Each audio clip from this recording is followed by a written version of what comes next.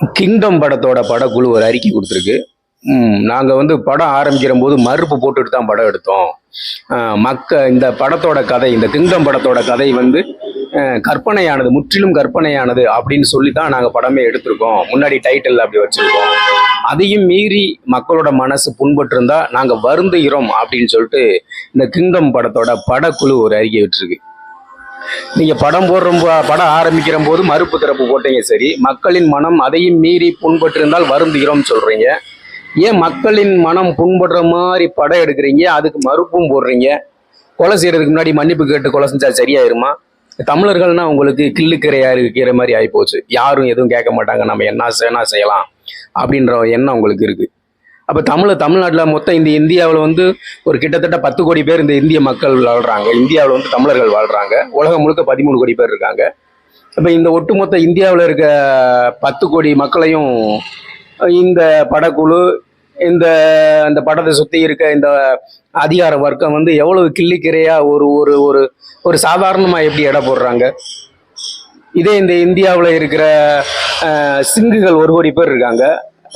அவங்கள இது மாதிரி ஒரு தவறா இவங்களால படம் எடுத்துட முடியுமா? சிங்குகள் மோசம், சிங்கு அப்படி வேணா படம் எடுக்க முடியும். சிங்கை வந்து நீங்க ஒரு சொங்கி அப்படின்ற மாதிரி படம் எடுத்துட முடியுமா? இந்த இந்தியாவில் விட்டுருவாங்களா அவங்க? இல்லை அதுக்கு யாருக்கா தைரியம் இருக்கா?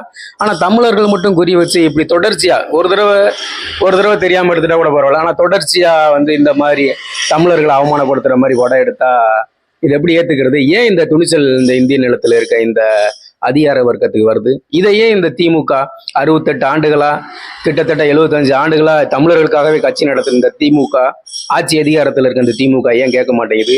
எங்களுக்கு வந்து மத்திய அரசு பணம் கொடுக்க மாட்டேங்குது அப்படின்னோடனே தமிழர்களை நீங்க சாதாரணமாக இட போடாதீங்க அப்படின்னு சொல்லிட்டு தமிழர்களுக்கு தமிழர்களுக்கு ஒரு தனி குணம் உண்டு அப்படின்னு சொல்ற இந்த திமுக இந்த மாதிரி படங்கள்லாம் ஏன் தியேட்டர்ல ஓட விடுது? ஏன் இன்னும் தடை செய்யாம இருக்கு? திமுக தமிழர்களுக்கான கட்சியா? எங்கும் தமிழ் எதிலும் தமிழ் அப்படின்னு சொல்லி பேசுற இந்த திமுக ஏன் எங்க போச்சு? வாழ்வது தமிழாக இருந்தாலும் வீழ்வது நாமாக இருந்தாலும் வாழ்வது தமிழாக இருக்கட்டும் வாயிலேயே வசனம் பேசின இந்த திமுக எங்க போச்சு இந்த விடயத்துல? அதுவும் நல்லா பாருங்க, இந்த கிங்டம் படத்துக்கு எதிராக நாம் தமிழர் கட்சி மட்டும்தான் போராடும்.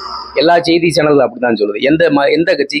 தமிழ் தேசியம், நாம் தமிழர் கட்சினா போலி தமிழ் தேசியம் அப்படின்னு வாயிலேயே பேசுற இந்த என்ன சொல்றது, வாடகை வாய்கள், ஒட்டுண்ணிகள், 2 சீட்டுக்கு 3 சீட்டுக்கு போராடுறவங்க எங்க போனாங்க? இந்த கிங்டம் படத்துக்கு எதிராக போராடாம நாங்க தான் தூய தமிழ் தேசம்ன்றாங்க. தூய தமிழ் தேசியம்னு எப்படி ஈழத்தமிழர்களை வந்து கொச்சப்படுத்துற மாதிரி படம் எடுக்கிறது, வேடிக்கை பார்க்கறது தான் தூய தமிழ் தேசியமா?